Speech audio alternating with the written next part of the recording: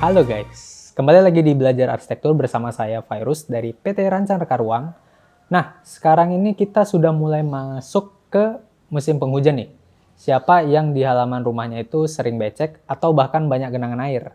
Coba komen di bawah ya. Terus gimana dong kalau halaman rumah tergenang air yang kadang bikin kita susah untuk lewat atau bahkan mengganggu pandangan dan estetika rumah? Tenang aja, kami punya tips-tips untuk mengatasi itu. Simak terus video ini ya. Eits, sebelum kita membahas lebih lanjut, buat kalian yang belum subscribe, yuk subscribe dulu channel ini dan jangan lupa untuk nyalain tombol lonceng notifikasinya agar kalian itu nggak ketinggalan video-video terbaru dari kami. Sebenarnya apa sih genangan itu? Genangan merupakan jumlah air yang berlebih dan terus tertahan kemudian menjadi kumpulan air. Nah, biasanya genangan ini tuh sering kita temui di area perkotaan karena sistem drainasenya itu tidak ada atau tidak cukup untuk menampung dan atau mengeluarkan air berlebih tersebut. Nah, sebelum kita membahas tips-tips yang bisa kita lakukan untuk mengatasi genangan di halaman rumah, kita perlu tahu dulu nih, kira-kira itu apa sih penyebab dari munculnya genangan itu? Jawabannya itu sangat sederhana. Genangan dapat muncul di bagian halaman rumah karena dua faktor utama. Yang pertama, karena curah hujan yang cukup tinggi, dan yang kedua, karena jumlah resapan air ke tanah itu terhambat. Nah, apabila jumlah curah hujan lebih besar dibandingkan dengan daya resap tanah, maka genangan air itu dapat timbul. Tata guna lahan juga dapat mempengaruhi munculnya genangan air. Apabila tata guna lahan di daerah atasnya itu tidak mendukung resapan air ke tanah, maka genangan air itu dapat timbul, bahkan menyebabkan banjir. Nah, terus bagaimana cara mengatasi genangan air di halaman rumah? Ikuti tips ini ya.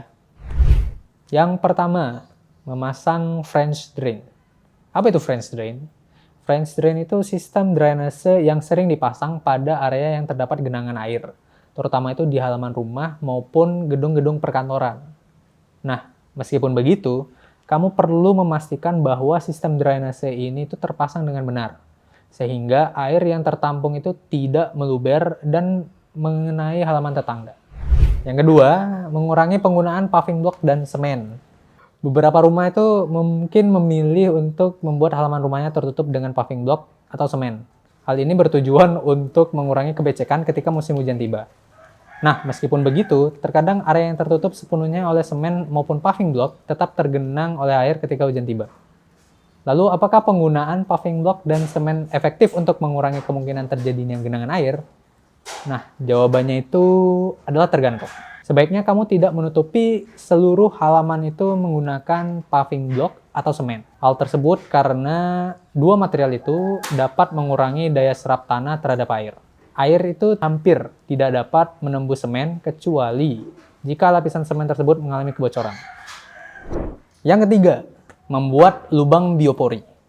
Jika kamu ingin tetap memasang penutup halaman dengan menggunakan paving block atau semen, kamu harus mempertimbangkan untuk membuat lubang biopori.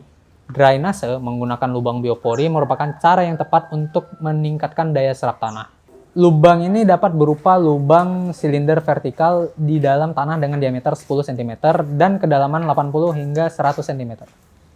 Semakin banyak lubang biopori yang kamu buat di sela-sela area halaman yang berpaving atau semen, maka daya serap air akan semakin besar. Dengan begitu, genangan air tidak akan mengganggumu di musim hujan. Yang keempat, atasi kemiringan tanah. Pada dasarnya, air mengalir dari tempat yang tinggi ke tempat yang lebih rendah. Maka dari itu, kemiringan tanah yang kurang tepat dapat mengakibatkan timbulnya genangan air yang terjebak karena sulit mengalir menuju tempat yang lebih rendah. Kamu dapat membuat landaian di halaman sekitar rumah untuk mengalirkan air sehingga tidak menggenang pada sisi tertentu. Kamu juga harus memastikan landaian tersebut itu jauh dari pondasi rumah sehingga air itu tidak melewati pondasi tersebut. Karena sekarang sudah musim hujan, pertimbangkan tips-tips di atas ya, biar rumahmu terbebas dari genangan air ketika curah hujan mulai tinggi. Semoga bermanfaat ya.